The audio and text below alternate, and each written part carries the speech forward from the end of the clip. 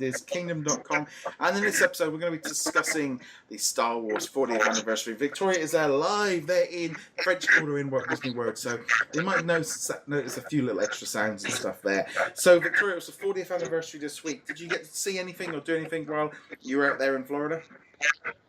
I didn't really see too much. I saw like the Disney store, the World of Disney, I should say, and Disney Springs sell a few items, but I didn't really see too much, surprisingly. Yeah, it was a very. It didn't seem like it was used a huge amount. There was a bit of merchandise. I said we saw some Zum Zum, some pins, there was some deluxe figures. There was a number of sales. They really didn't kind of seem to push anything at the parts. I don't know if there's just a little bit too much going on this week, or if they pushed everything out for Star Wars Celebration. But it was a bit odd that they didn't read. I was expecting a little bit more this week from the 40th anniversary. Yeah, I agree. I was expecting a little bit more. Most of the things I saw was like in World of Disney and on Twitter, just saying celebratory things regarding the anniversary. I can only assume that they didn't put as much out is because of Star Wars Celebration. They put most of their information out, and because they were mainly focusing on Pandora at the time. Yeah, I mean, I was kind of expecting kind of maybe a new trailer or a montage video or something a little bit more interesting like that. But sadly, we didn't get any of that. No, I feel like it's going to come for D23. I feel like they put out too much, maybe, for Star Wars Celebration, and they're going to put out more once D23 happens. It definitely seems very interesting in how they're doing this, and just as a whole, I feel like it's definitely the issue of there's been so many events, and they've only got so much they can spread out, and I think that has been an issue for this. For me personally, as kind of it almost feels like the whole year became the 40th anniversary rather than just a one day. Yeah, I feel like honestly, I wouldn't have minded if they did it like maybe for the summer, like a 45th anniversary summer, because then they could have spread it out the information more easily. Like they could have started when Star Wars Celebration happened and maybe spread it out up until August. I feel like that maybe would have gave them some steady income as far as the brand name. But I mean, I'm not sure why they're doing it the way they are, but I can only assume there's a very good reason. Unless they're holding it all back for the 50th. But it definitely seemed a little bit not quite as impressive as I was expecting. But generally as a whole, I'm sort of sitting here now, while I might not be 40 years old, there's a kind of thing of Star Wars has been out my entire life. And I think this just kind of shows that 40 years is quite a big portion of the population now that it's been part of their lives. It's true. It's honestly gone up to 3 generations now, I believe. Yeah, definitely. Yeah.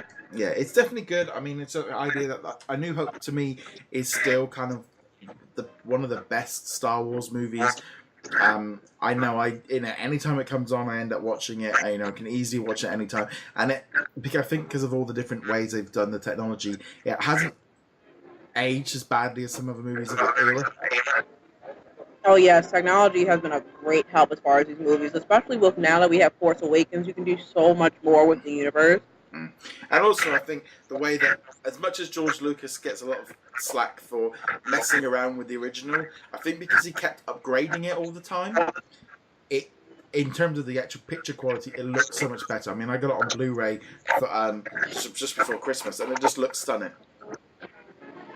I mean, me personally, I haven't seen the original. I've only seen the, what they edited, of course. So.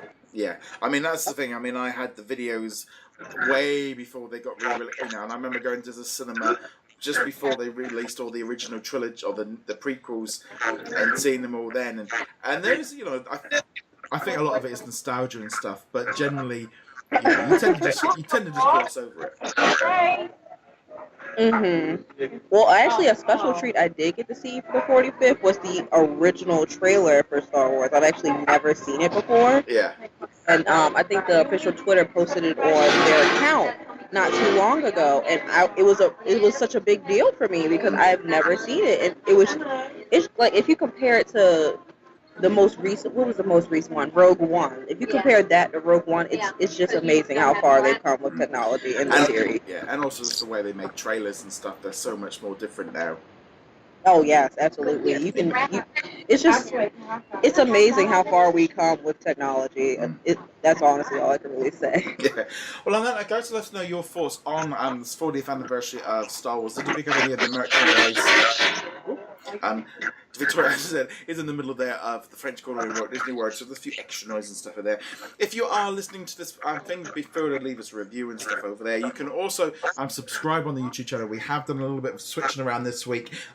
You can now find the Disney Kingdom podcast on its our parks YouTube channel, so you'll find that on there. So definitely want to subscribe there. We kind of split the YouTube channels up into two, so you definitely want to find out all of that there. Victoria, where can they find you over at? They can find me on Twitter at He Calls Me PP and Instagram He Calls Me Pineapple Princess. Okay, on that note, guys, thank you very much for watching. Be sure to hit that subscribe button, and I shall see you guys soon. Laters. Bye.